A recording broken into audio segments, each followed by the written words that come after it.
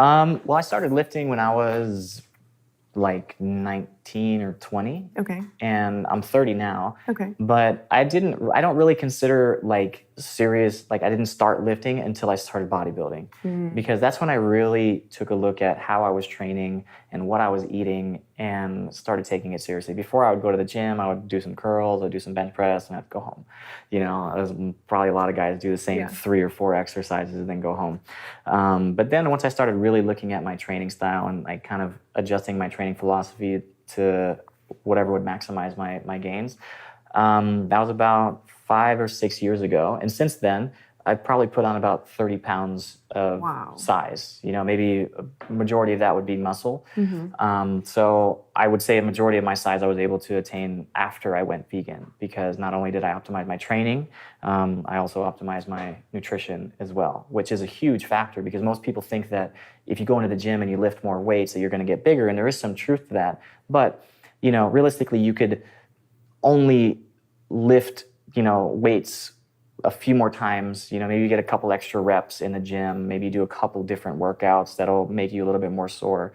But where are the other areas of your life that will really maximize your results? And most of the time it's outside of the gym. Like lifting and training aside, how good is your nutrition? Are you leaving gains on the table, so to speak?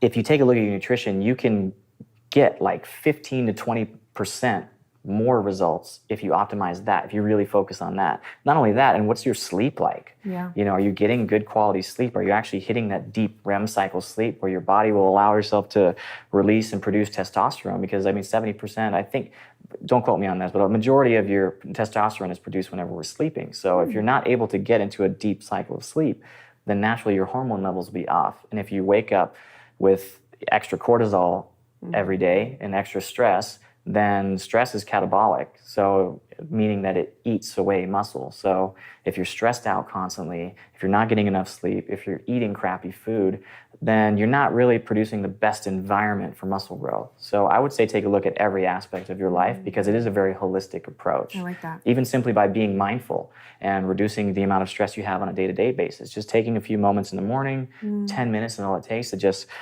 you know, really tap into that parasympathetic nervous system, take some deep breaths, and just, it's stress relieving and it reduces stress. So it's a big factor that people don't necessarily consider. Everybody likes to look at the gym and weights first. Yeah. And then what about like any supplements? Well, I think people should always look at their nutrition first, right? Yeah. Supplements are exactly what the name indicates. They're supplementary to something. So they're supplementing your nutrition. So always look at your nutrition first.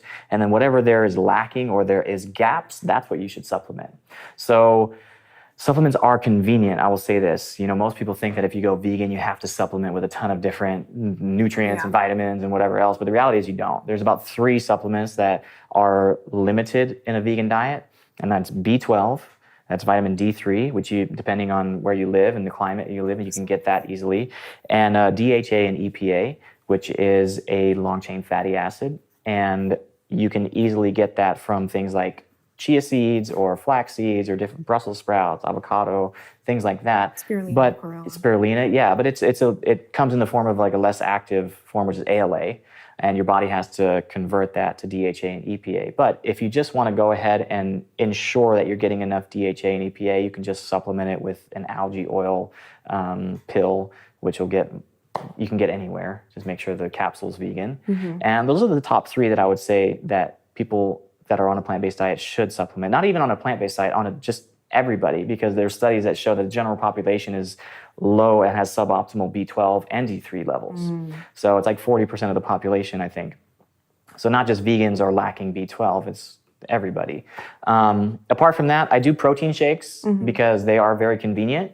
And especially if you're trying to look at your macros and keep calorie targets at a certain level, protein's a really easy way to hit those numbers.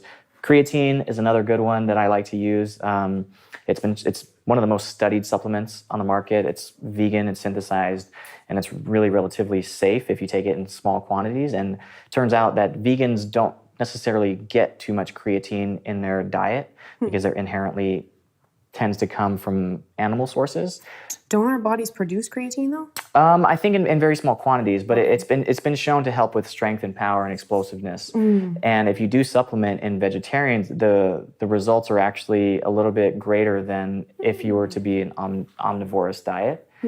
So it is beneficial for vegans, vegetarians to supplement with creatine.